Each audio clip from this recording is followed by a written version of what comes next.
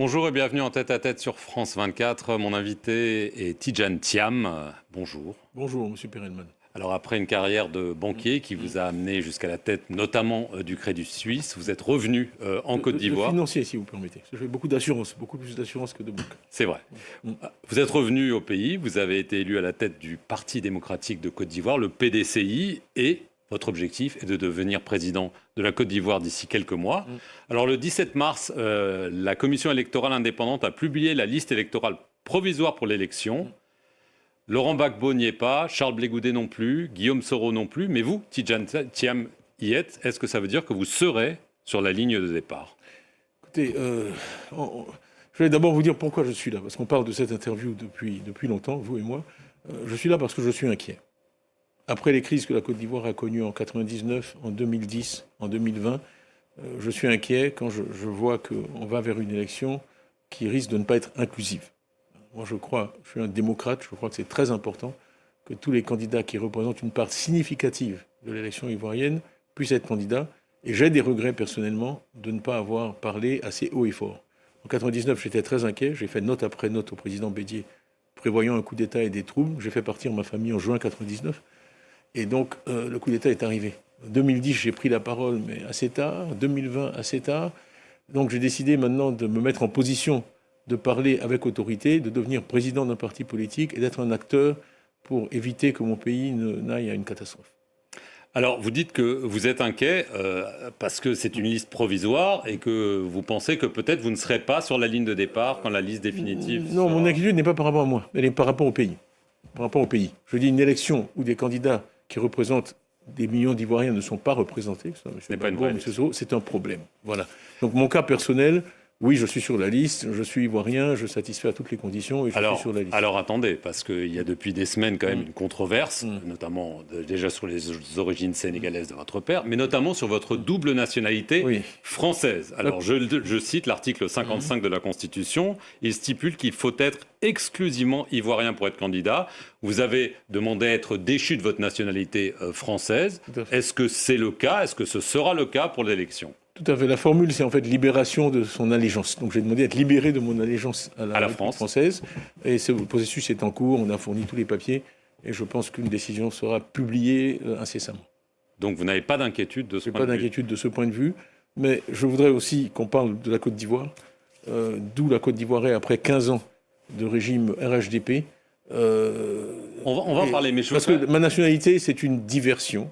On essaie de faire de moi le sujet de cette campagne. Le sujet de cette campagne, le pouvoir. Le sujet de cette campagne, c'est un bilan de 15 ans de gouvernement quand on demande à en avoir 5 ans de plus. Le sujet de cette campagne, ce n'est pas la nationalité de Tidjane Thiam. Quels que soient les efforts déployés pour me mettre en première page des journaux tous les jours et escamoter le débat qui est le débat républicain digne, qui est celui de dire où est-ce qu'on en est après 15 ans de RHDP. Mais est-ce que vous pensez que d'ici, vous dites la nationalité française c'est réglé, mais est-ce que vous pensez qu'il y aura d'autres dispositions peut-être du code électoral qui vont être mises pour vous empêcher d'être candidat? Bien sûr, il y a tout un débat sur ma nationalité ivoirienne. Ma famille est la seule famille qui a donné 5 ministres à la République de Côte d'Ivoire. Mon père, il y a eu 5 présidents. Mon père a été ministre de Foué-Boigny. J'ai été moi ministre de Bédier. Mon frère Daouda a été ministre de Guéhi. Mon frère Aziz a été ministre de Gbagbo. Et ensuite mon frère Augustin est maintenant ministre de Ouattara. Donc je ne pense pas qu'on puisse parler de népotisme parce que pour être soutenir des présidents aussi différents, on doit quand même avoir quelques mérites. Alors le fait qu'aujourd'hui ma nationalité soit remise en cause, c'est plus un embarrassement pour la Côte d'Ivoire qu'autre chose vis-à-vis de l'extérieur et du reste du monde. Est-ce que ça vient de la présidence ivoirienne? Ça, il faudra mener, vous êtes un journaliste, il faudra mener vos propres investigations. Je suis sûr que vous avez mené les vôtres. Mais je garderai mes conclusions pour moi si vous me le permettez. En tout cas, c'est un débat déplaisant qui ne grandit pas la Côte d'Ivoire. Est-ce que vous en avez parlé au président Ouattara?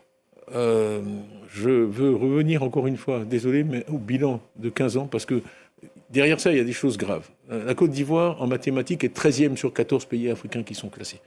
Au PASSEC, les étudiants de terminale de Côte d'Ivoire testent au niveau 3e.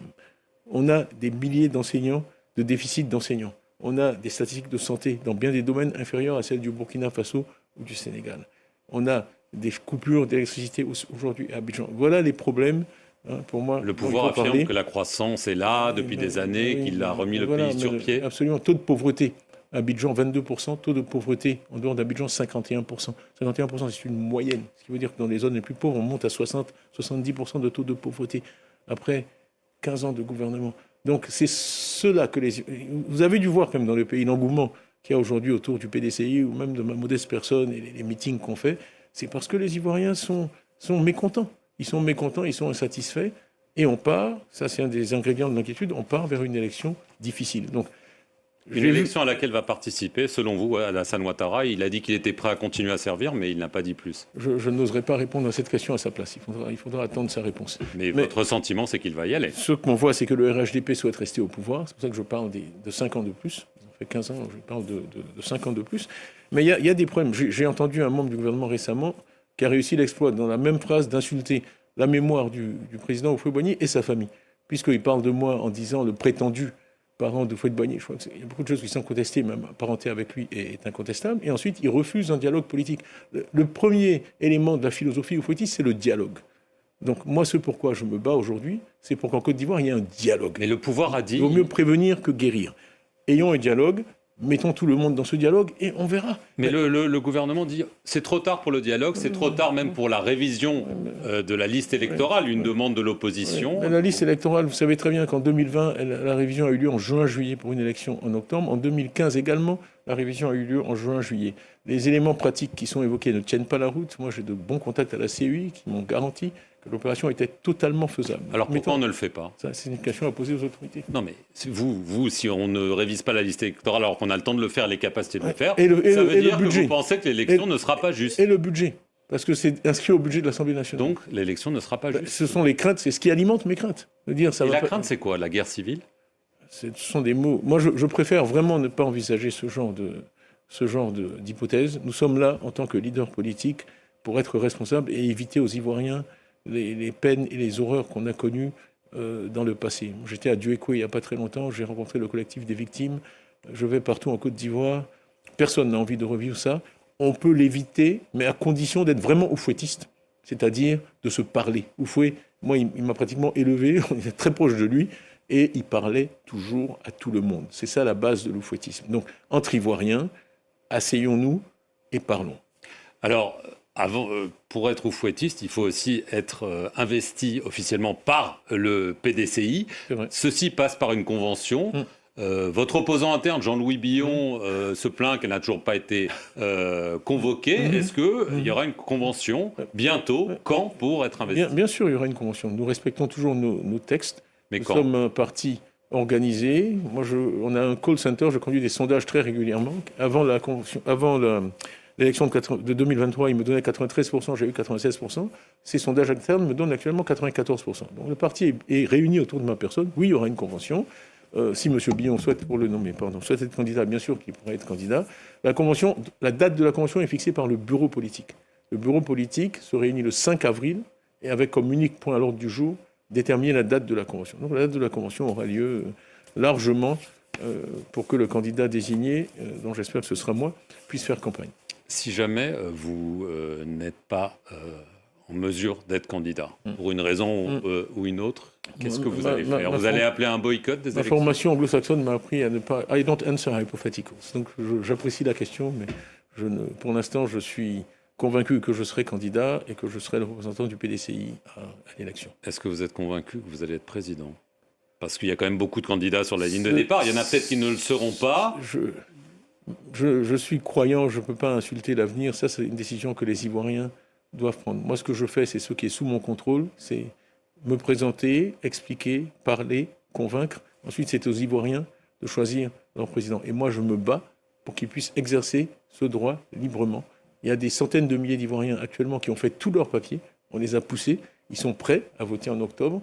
Et le fait de dire vous allez faire la RLE, mais après l'élection, ça leur interdit d'exercer ce droit. Comme j'ai dit, c'est comme un match de football, on vous dit, vous pouvez marquer des buts, mais après la fin du match. Donc le bon sens montre que ce n'est pas une bonne approche. À travers cette polémique sur votre double nationalité, il y a aussi ces accusations en filigrane que vous êtes le candidat de la France, que vous êtes près d'Emmanuel Macron. Il y a des enregistrements qui sont ressortis. Oui. Voilà. Est-ce que vous êtes le candidat de la France, Moi, Tidjane Thiam ? Je vais vous dire, à l'époque, j'ai enlevé à la France le plus gros contrat qui avait jamais été attribué en Côte d'Ivoire, qui était la centrale d'Azito. Et j'ai eu beaucoup d'ennuis avec Suez, Tractebel et autres parce que j'ai attribué ce contrat à Azea Brown Boveri. Quand je suis arrivé à la DCGTX à l'époque, contrôle des grands travaux, j'ai licencié 141 expatriés français sur 150. J'avais l'ambassadeur de France, le chef de la mission de coopération, l'AFD, dans mon bureau, régulièrement me demandant si j'étais pro ou anti-français, ce à quoi j'ai toujours répondu, je suis pro-Côte d'Ivoire. Donc quand on regarde mon parcours et quand on regarde ce que j'ai fait, essayer d'y trouver les traces d'une proclivité pro-française est un exercice vain et qui est voué à l'échec. D'autant plus que j'ai fait l'essentiel de ma carrière en anglais et dans le monde anglo-saxon. Donc je ne suis pas sûr d'où vient cette accusation, mais en tout cas, on ne peut pas la soutenir à partir de mon parcours et de la manière dont j'ai dirigé ma vie. J'ai toujours fait passer l'intérêt de la Côte d'Ivoire avant toute autre considération. Est-ce que ça veut dire que le franc CFA, si vous êtes élu, devra être abandonné? Je crois que la monnaie est un attribut essentiel de la souveraineté. Et je pense qu'une nation qui n'a pas le contrôle de sa monnaie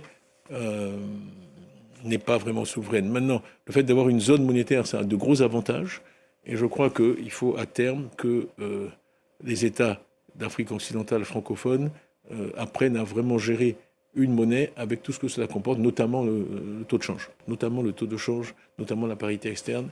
Donc c'est quelque chose qui ne peut pas se faire du jour au lendemain. Et qui doit se faire. Ma vision, ce serait d'avoir une zone crédible, autonome, bien gérée, avec une monnaie unique. Juste en conclusion, oui. Est-ce que vous avez des craintes, même physiques pour vous, parce que vous êtes lancé dans une aventure où il y a beaucoup d'embûches? Je reçois des menaces quasi quotidiennes, certaines vraiment explicites. Des menaces de quoi? Sur ma sécurité physique. Des menaces de mort, donc? Oui, à la suite de certaines déclarations, on me fait dire que personne ne pourra assurer ma sécurité physique si je renouvelle. Qui fait dire ça? Des personnes autorisées. Par le pouvoir? Je m'en tiendrai là. Donc, écoutez, c'est comme ça. On se bat pour que ça change. La peur, on me reproche de parler de la peur. Il y a des gens qui n'osent même pas prendre de photos avec moi. On se bat pour que la Côte d'Ivoire soit libérée de la peur. Tidjane Thiam, merci beaucoup d'avoir répondu aux questions de France 24 et merci à vous d'avoir regardé cet entretien sur nos antennes.